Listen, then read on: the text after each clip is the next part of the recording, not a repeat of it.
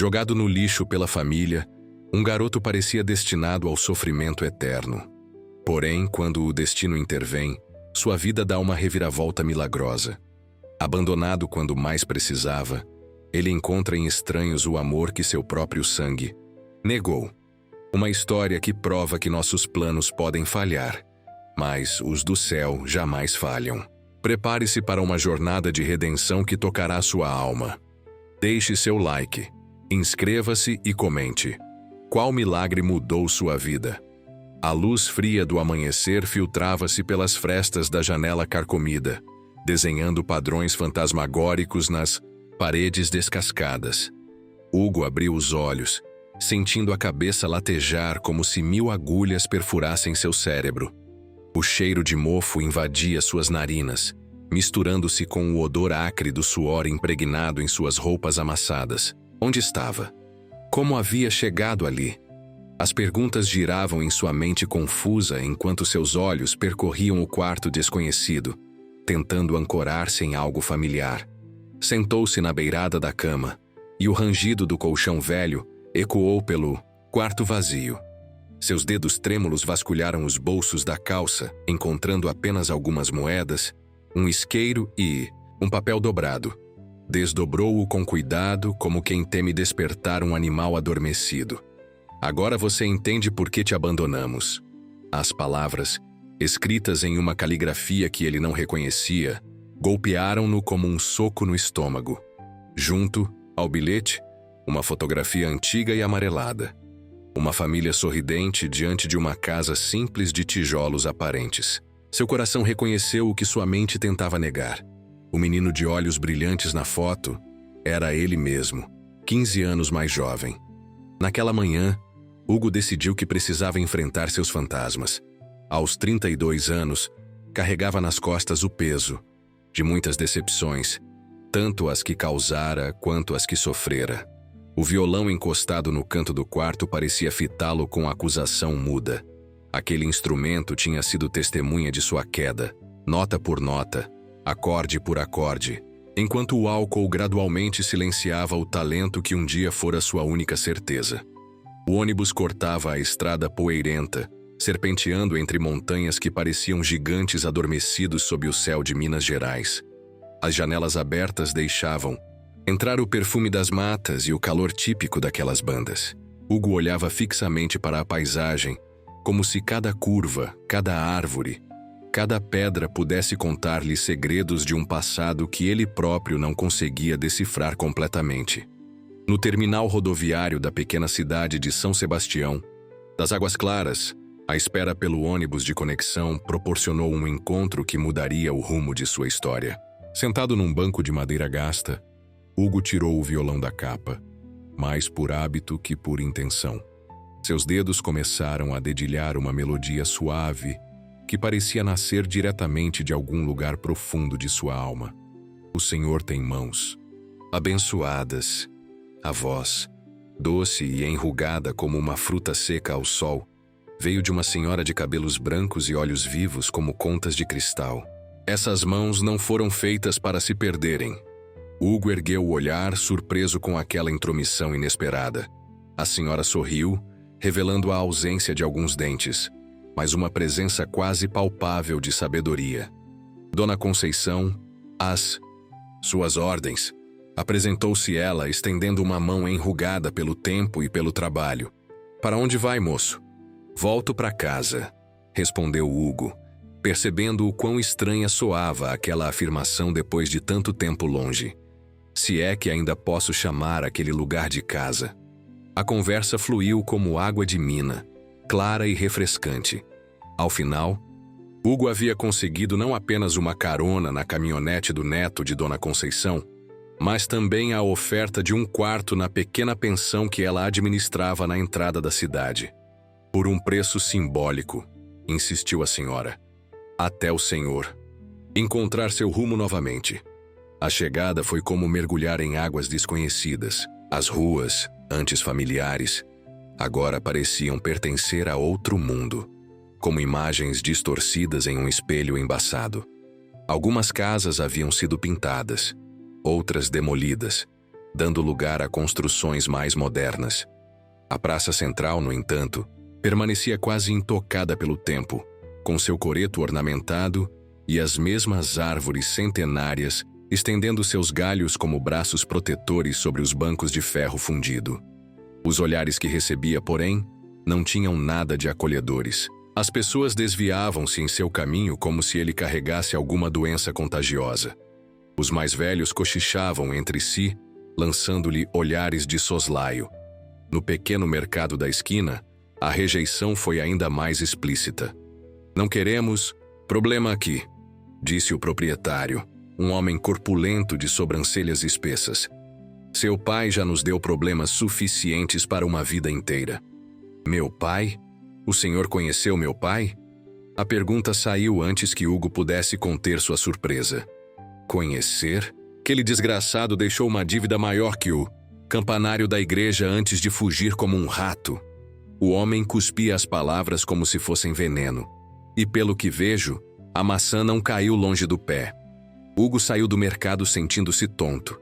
Não pela fome que começava a apertar, mas pelo peso das revelações que se acumulavam. Seu pai, que ele lembrava como uma figura distante mas respeitável, aparentemente havia deixado um rastro de destruição antes de desaparecer. E agora ele, Hugo, carregava o estigma daqueles atos que nem sequer conhecia completamente. Na pensão de Dona Conceição, um refúgio inesperado se abriu. O quarto era simples. Uma cama, um armário de madeira, uma mesa com uma cadeira e uma pequena janela que dava para um quintal onde galinhas ciscavam livremente. Mas havia algo acolhedor nas cortinas floridas, feitas de retalhos coloridos, e no cheiro de café recém-coado que impregnava o ar. "A senhora não sabe quem eu sou", disse Hugo, sentado à mesa da cozinha, enquanto Dona Conceição servia-lhe um prato fumegante de angu, com couve e torresmo. "Sei mais do que imagina, meu filho", respondeu ela sentando-se à sua frente. "Nesta cidade, as histórias correm mais rápido que água de enxurrada. Mas sabe o que aprendi em meus 78 anos de vida? Que ninguém é apenas a história que contam sobre ele. Cada um tem o direito de escrever seu próprio destino, com a pena que Deus lhe deu." Aquelas palavras simples acenderam uma pequena chama de esperança no coração endurecido de Hugo. Talvez, apenas talvez, houvesse uma chance de recomeço. Os dias seguintes foram dedicados a desvendar seu próprio passado, como um arqueólogo que escava camadas e mais camadas em busca de artefatos perdidos. Gradualmente, o quebra-cabeça começou a tomar forma. Seu pai, após perder tudo em apostas, havia abandonado a família. Sua mãe, desesperada e sem recursos, partira com seu irmão mais novo para a capital, deixando Hugo então com 17 anos, à própria sorte. A casa da família fora tomada por dívidas, e ele literalmente jogado na rua, com pouco mais que a roupa do corpo e o violão que ganhara de seu avô. Foi nesse período que o álcool se tornara seu companheiro mais fiel, anestesiando a dor, silenciando as perguntas sem resposta, embotando a consciência que o acusava de não ter sido suficiente, de não ter conseguido proteger sua família, de ter sido um fracasso. "O moço toca mesmo bem esse violão." A voz melodiosa tirou Hugo de suas recordações. Na varanda da pensão, onde estivera dedilhando distraidamente, surgiu uma mulher de uns 30 anos, cabelos cacheados presos num coque frouxo e olhos da cor de mel. "Mariana dá aulas de música na escola municipal", explicou Dona Conceição, aparecendo com uma bandeja de biscoitos de polvilho ainda quentes. "Ela veio me trazer umas mudas de erva cidreira para o meu chá." Mariana sorriu, e havia algo naquele sorriso que parecia descongelar algo dentro de Hugo, algo que ele julgava morto há muito tempo. "Estamos precisando de alguém que possa dar aulas de violão no contraturno", disse ela, sentando-se no degrau da varanda. "O projeto começa no mês que vem, seria uma boa oportunidade para você." Hugo balançou a cabeça negativamente. "Não acho que seja uma boa ideia. Ninguém aqui confia em mim, e com razão. Às vezes a confiança precisa ser construída tijolo por tijolo." respondeu ela com uma sabedoria que contrastava com sua aparência jovial. Como uma casa depois de um temporal. Naquela noite, como que para ilustrar as palavras de Mariana, um verdadeiro dilúvio desabou sobre a pequena cidade. O telhado da pensão, já fragilizado pelo tempo, não resistiu à fúria das águas. Hugo acordou com o barulho de goteiras e os lamentos de Dona Conceição, que corria pela casa com baldes e bacias, tentando conter a invasão líquida. Sem pensar duas vezes, ele pegou uma escada nos fundos e subiu ao telhado, enfrentando a chuva. Impiedosa e o vento cortante, as telhas escorregadias ameaçavam jogá-lo ao chão a cada passo. Mas ele persistia, movido por uma determinação que há muito não sentia. Aquele teto não era apenas o abrigo de Dona Conceição. Era também o seu, o primeiro lugar em anos onde se sentia minimamente acolhido. A chuva que o encharcava enquanto trabalhava parecia, de alguma forma, lavar também sua alma. Cada telha recolocada, cada goteira estancada era como um pequeno ato de redenção. Quando finalmente desceu, ensopado e exausto, algo havia mudado dentro dele. Como se aquele dilúvio tivesse sido seu próprio batismo, preparando-o para uma nova fase. O senhor podia ter se machucado seriamente lá em cima, disse Dona Conceição, entregando-lhe uma toalha e uma muda de roupas que pertencera a seu falecido marido. Mas salvou minha casinha, e isso eu não vou esquecer. Junho chegou, trazendo consigo o aroma de quentão e pamonha, as cores vibrantes das bandeirolas e o calor das fogueiras que pontilhavam a cidade durante as tradicionais festas juninas. Na praça central, onde barracas de jogos e comidas típicas formavam um labirinto festivo, a quadrilha se preparava para iniciar sob as luzes coloridas que cruzavam o céu estrelado. Hugo havia concordado em acompanhar Dona Conceição, mais para agradá-la do que por qualquer entusiasmo com a festividade. Mantinha-se afastado, observando de longe o burburinho alegre, sentindo-se como um estranho em meio à celebração. Foi quando ouviu um alvoroço próximo ao coreto. O Zé Ventura passou mal, não pode tocar.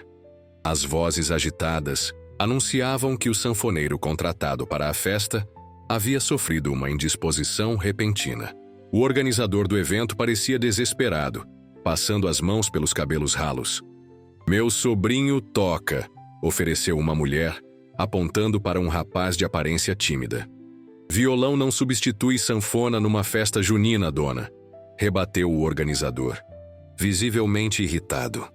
Foi quando Dona Conceição surgiu, puxando Hugo pelo braço com uma força surpreendente para sua idade. "Este moço aqui é músico profissional. Toca qualquer instrumento que colocarem nas mãos dele." Antes que pudesse protestar, Hugo viu-se empurrado para o coreto com uma sanfona antiga sendo colocada em seus braços. Fazia anos que não tocava. Aquele instrumento, desde os tempos em que acompanhava seu avô nas rodas de música nas fazendas da região. Mas seus dedos pareciam ter memória própria. Assim que tocaram as teclas envelhecidas, uma melodia conhecida começou a brotar, hesitante a princípio, depois ganhando confiança e volume. As pessoas foram se aproximando, atraídas pela música que agora fluía com desenvoltura. A quadrilha começou. Os pares rodopiando na poeira levantada pelos pés que batiam o chão de terra. O suor escorria pela testa de Hugo, mas ele mal percebia, absorto na conexão quase mágica que se estabelecera entre ele, o instrumento e a multidão que agora aplaudia e pedia mais. Quando a música finalmente cessou, uma senhora idosa aproximou-se, seus olhos marejados de lágrimas. "Você não se lembra de mim, não é, meu filho? Dona Iracema, sua professora de música no colégio." Hugo fitou aquele rosto enrugado, e uma memória distante emergiu das brumas do esquecimento. Dona Iracema, com sua régua de madeira e seu piano desafinado, ensinando-lhe as primeiras notas, descobrindo nele um talento que nem ele mesmo sabia possuir. A senhora me ensinou a ler partituras", balbuciou ele, sentindo um nó na garganta. "Você sempre foi meu aluno mais brilhante." disse ela, pousando uma mão trêmula em seu braço. Quando soube que havia partido, chorei como se tivesse perdido um filho. E agora, ouvindo você tocar, é como se o tempo não tivesse passado. Aquele encontro inesperado abriu portas que Hugo julgava definitivamente fechadas. Dona Iracema, ainda respeitada na comunidade apesar da idade avançada, espalhou a notícia de seu retorno, mas não como o filho do caloteiro, e sim como o prodígio musical que voltava às suas raízes. Logo, os primeiros alunos começaram a aparecer na pensão, tímidos e curiosos, dispostos a aprender com aquele homem de olhar melancólico e dedos ágeis. Entre eles estava Pedrinho, um garoto de 12 anos com olhos grandes e curiosos que chegara acompanhado pela avó. Ele tem talento, mas é tímido demais, explicara a senhora. Pensei que talvez aprender música pudesse ajudá-lo a se soltar mais. Desde a primeira aula, Hugo sentiu uma conexão especial com o menino. Havia nele algo familiar, como um reflexo distante de si mesmo na juventude. Aquela mistura de curiosidade e receio, de talento e insegurança. Pedrinho aprendia com impressionante rapidez, seus dedos pequenos adaptando-se ao violão como se tivesse nascido para aquilo. Você lembra muito meu tio, disse o garoto certo dia, após dominar um acorde particularmente difícil. Mamãe tem uma foto dele tocando violão igual o senhor. Hugo sentiu um arrepio percorrer-lhe a espinha. Sua mãe, qual o nome dela? Luísa, respondeu Pedrinho ajustando as cordas do instrumento. Mas ela não mora mais aqui. Foi para a capital depois que meu pai morreu. Luísa, o nome de sua irmã mais nova. Seria possível? O tempo batia com a idade que ela teria. Agora. E se Pedrinho fosse filho dela, isso significava que... E seu avô, como se chama? Vovô Ricardo. Ele também foi embora faz tempo. Só tenho a vovó Cida agora. As peças do quebra-cabeça se encaixaram com um estalo quase audível. Ricardo era o nome de seu irmão, 2 anos mais novo, que partira com a mãe quando a família se desfez. Pedrinho não era seu sobrinho, era filho de seu irmão. Era seu sobrinho. A descoberta acendeu em Hugo um desejo quase feroz de reconectar-se com sua família. Se Pedrinho estava ali, isso significava que sua mãe, ou pelo menos seu irmão, estivera por perto recentemente. Talvez ainda houvesse uma chance de reatar os laços rompidos, de encontrar respostas para as perguntas que o atormentavam há tantos anos. Enquanto isso, sua relação com Mariana evoluíra de uma amizade cautelosa para algo mais profundo. Nos domingos de sol, caminhavam juntos pela margem do rio que cortava a cidade, conversando sobre música, sonhos e cicatrizes antigas. Ela ouvia suas histórias sem julgamento, oferecendo, não pena, mas compreensão. E, aos poucos, Hugo sentia-se capaz de baixar as defesas que erguera ao redor de seu coração. Você deveria participar do Festival Regional de Música, sugeriu ela em uma dessas caminhadas, enquanto atiravam pedrinhas na água cristalina. As inscrições estão abertas. Seria uma chance de mostrar seu talento para um público maior. Hugo hesitou, sentindo o velho medo do fracasso apertar-lhe o peito como um torniquete. Não sei se estou pronto para isso. Ninguém está completamente pronto para nada na vida, respondeu ela, entrelaçando seus dedos nos dele. A gente só descobre que era capaz depois de fazer. Aquelas palavras reverberaram em sua mente durante dias. Seria ele digno de uma segunda chance? Mereceria a oportunidade de reconstruir sua vida depois de todos os erros cometidos? Durante um ensaio particularmente frustrante, quando seus dedos, ainda ocasionalmente trêmulos pelo histórico de abuso de álcool, erraram repetidamente acordes que antes dominava com facilidade, a raiva explodiu dentro dele como uma panela de pressão sem válvula. Com um movimento brusco, quebrou uma corda do violão e atirou o instrumento no chão, saindo em seguida para a noite fria, deixando para trás uma Mariana atônita e preocupada. Caminhou sem rumo pelas ruas escuras, sentindo o velho chamado do álcool sussurrar-lhe ao ouvido como um amante insistente. Como seria fácil entrar em um dos bares que ainda estavam abertos, pedir uma dose, 2, 3, e deixar que a névoa, familiar, enevoasse seus pensamentos, silenciasse suas dúvidas, anestesiasse sua dor. Seus passos o levaram, quase inconscientemente, até a igreja matriz, cujas portas permaneciam abertas mesmo àquela hora tardia. No silêncio solene do templo vazio, Hugo sentou-se no último banco, sentindo o peso de seus fracassos e medos curvarem-lhe os ombros como uma carga física. As igrejas vazias às vezes falam mais alto que as cheias, disse uma voz ao seu lado, sobressaltando-o. Era o Padre Antônio, um homem de meia idade com cabelos grisalhos e um sorriso sereno. O silêncio permite que ouçamos melhor a voz que importa. Hugo não era um homem religioso, mas havia algo reconfortante na presença tranquila daquele padre que não fazia perguntas, não oferecia conselhos não solicitados. Apenas sentava-se ali, compartilhando o silêncio, como quem divide um pão. Acho que quebrei algo que não sei se posso consertar, disse Hugo finalmente, mais para si mesmo que para o padre. Sabe qual é a beleza das coisas quebradas? Perguntou o sacerdote, olhando para o Cristo crucificado no altar. Elas nos lembram que não precisamos ser perfeitos para sermos valiosos. As rachaduras deixam a luz entrar. Na manhã seguinte, Hugo acordou com uma resolução clara em seu coração. Não fugiria mais, nem de seu passado, nem de seu futuro. Era hora de fazer as pazes com ambos. Sua primeira parada foi na casa de Mariana, onde pediu desculpas pelo comportamento da noite anterior. Ela o abraçou com força, como se temesse que ele pudesse desaparecer a qualquer momento.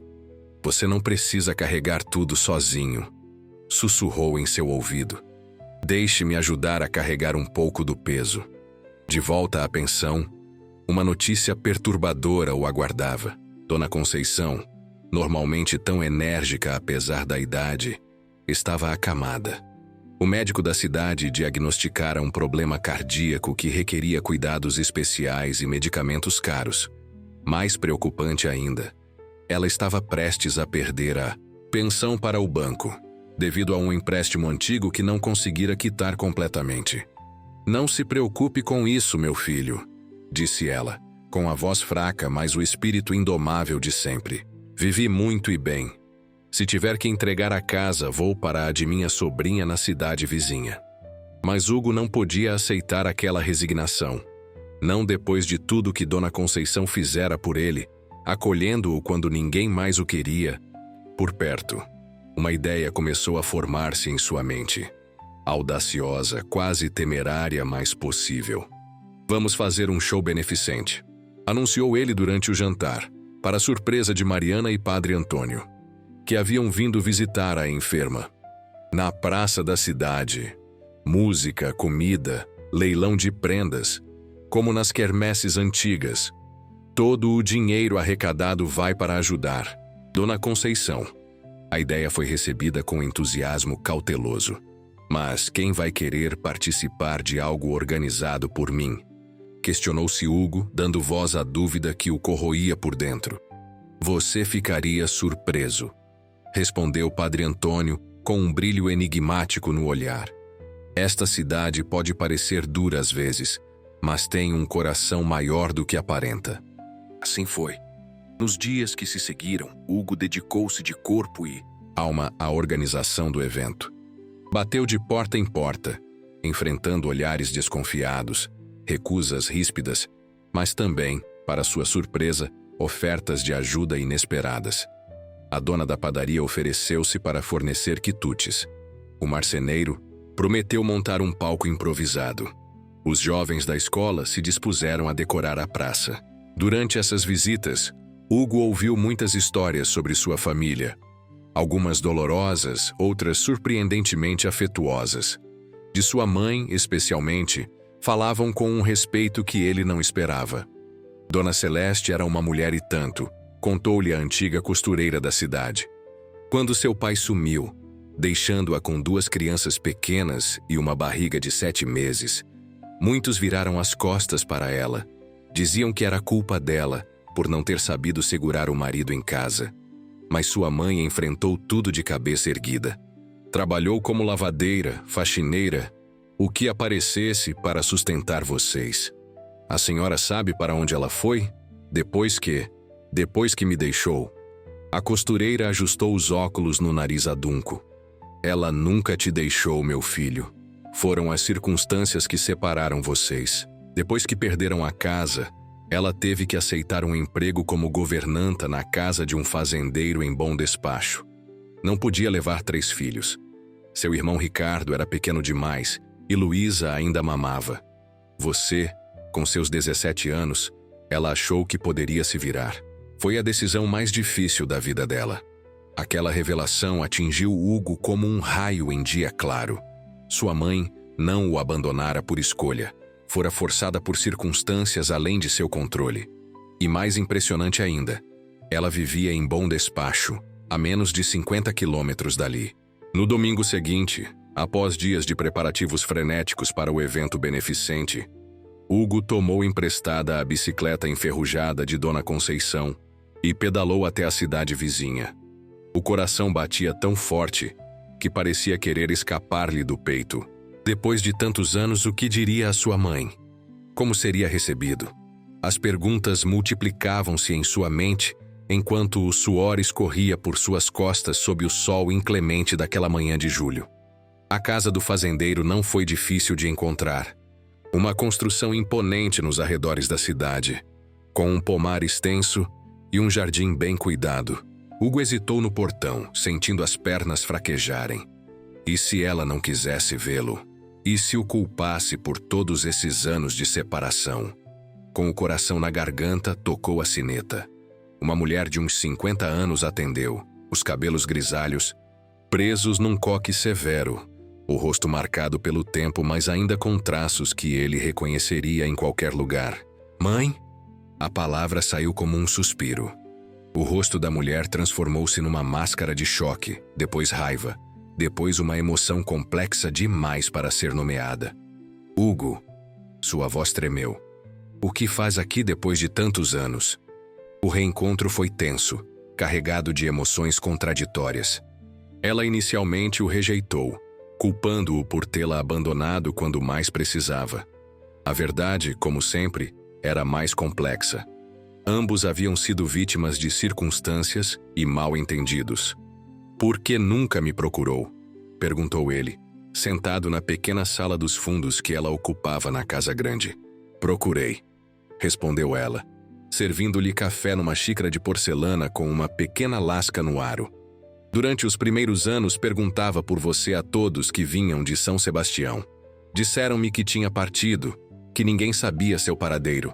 Depois a vida seguiu, com suas exigências e dores. Ricardo adoeceu gravemente. Luísa engravidou muito jovem e o pai da criança morreu num acidente antes do nascimento. Cada dia era uma luta para sobreviver. Durante um almoço improvisado, com o aroma do feijão tropeiro e tutu à mineira preenchendo a casa simples, mãe e filho começaram lentamente a reconstruir sua relação. Ela contou-lhe sobre a vida dos últimos 15 anos. Ele compartilhou suas andanças, omitindo apenas os episódios mais sombrios de sua batalha contra o álcool. E agora? O que pretende fazer? Perguntou ela, enquanto lavavam a louça lado a lado. Estou organizando um evento para ajudar uma senhora que me acolheu quando voltei. E estou pensando em participar do Festival Regional de Música. Os olhos dela brilharam com uma mistura de orgulho e preocupação. Sempre soube que a música era seu destino. Desde pequeno você transformava tudo em canção. A chuva na janela, o canto dos pássaros, até minhas panelas na cozinha. Quando se despediram, ao entardecer, algo havia mudado entre eles. Não era ainda uma reconciliação completa. Havia muitas feridas para cicatrizar, muitas palavras por dizer. Mas era um começo. O evento beneficente superou todas as expectativas. A praça encheu-se de gente, não apenas moradores locais, mas também pessoas de cidades vizinhas, atraídas pelos cartazes que os jovens haviam espalhado. As barracas de comida, os jogos, o leilão de prendas, Tudo acontecia em meio a um clima de festa e solidariedade que surpreendia o próprio Hugo. O momento mais emocionante da noite foi quando ele subiu ao palco improvisado, violão em punho, para apresentar uma canção que compusera especialmente para a ocasião.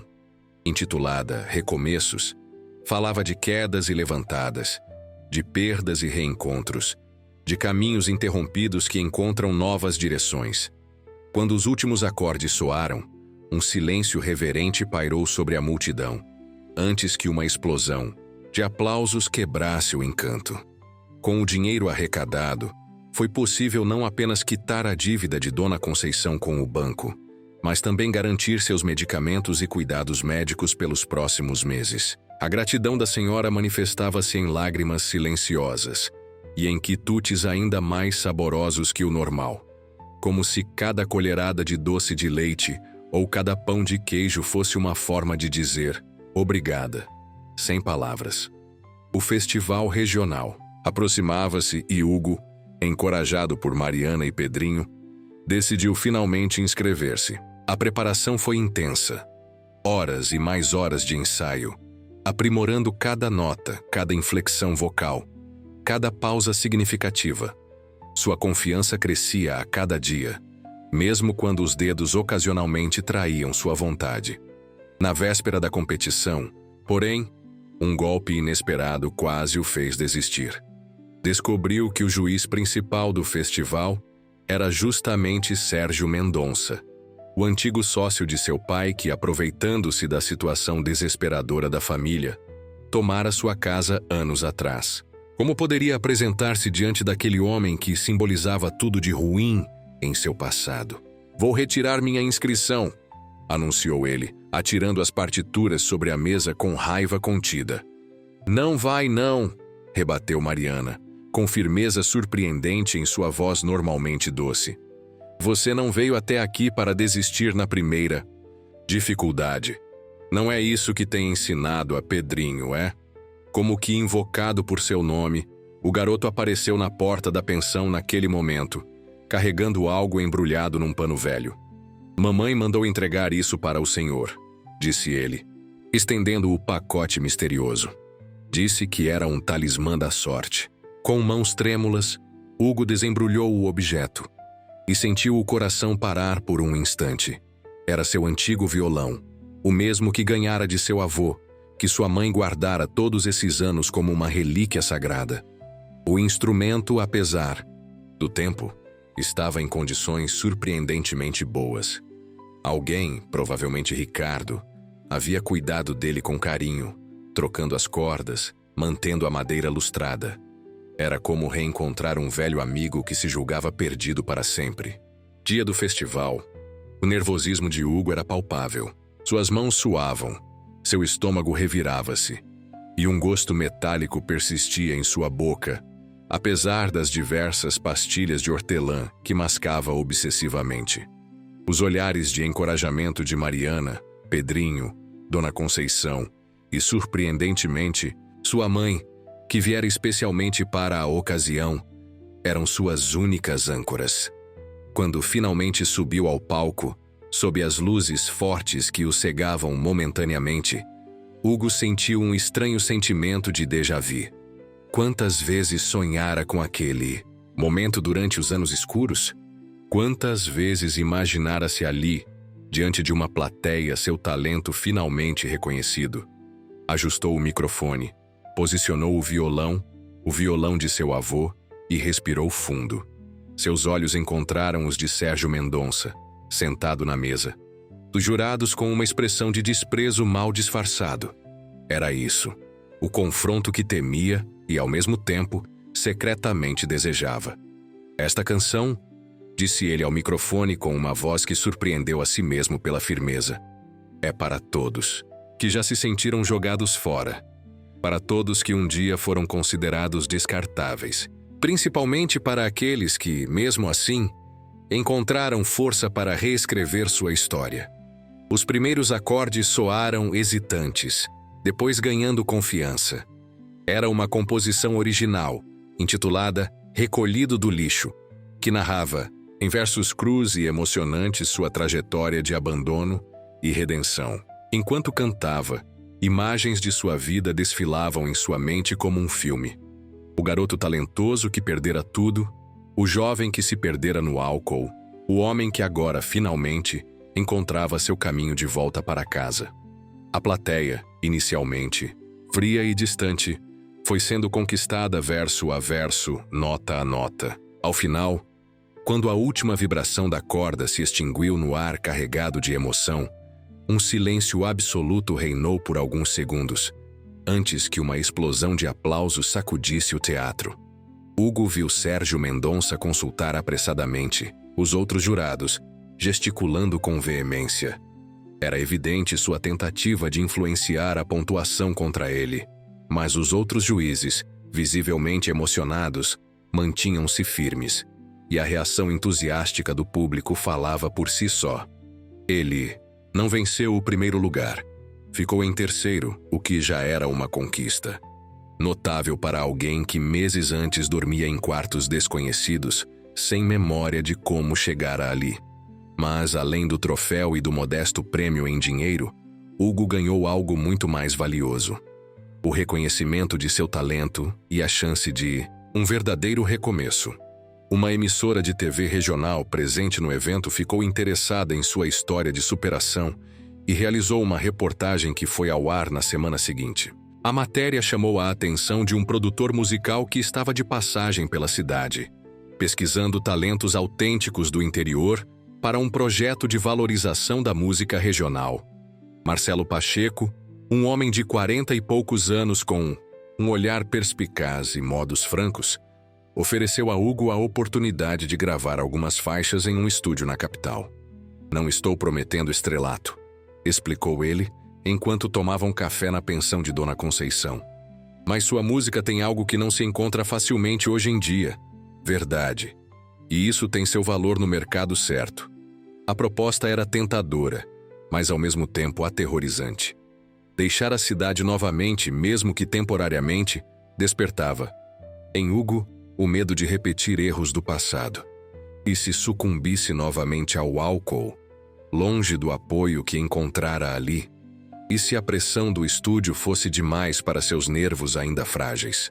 Numa noite estrelada, sentado com Mariana num banco da praça, sob o perfume doce das jabuticabeiras em flor, ele expressou seus temores.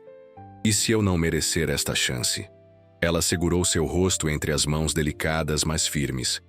"Não é sobre merecer", respondeu, seus olhos refletindo o brilho das estrelas. "É sobre escolher seguir em frente, mesmo quando o caminho à frente parece incerto. É sobre confiar que você não é mais o mesmo homem que partiu daqui 15 anos atrás." A decisão foi tomada, não apenas por Hugo, mas por toda a comunidade que, surpreendentemente, abraçara sua causa. O padre ofereceu a igreja para ensaios antes da viagem. Dona Conceição, já recuperada graças aos cuidados médicos adequados, transformou um cômodo da pensão em estúdio improvisado para que ele pudesse preparar-se adequadamente. O prefeito, vendo uma oportunidade de promover a cidade, propôs que Hugo a representasse oficialmente em eventos regionais.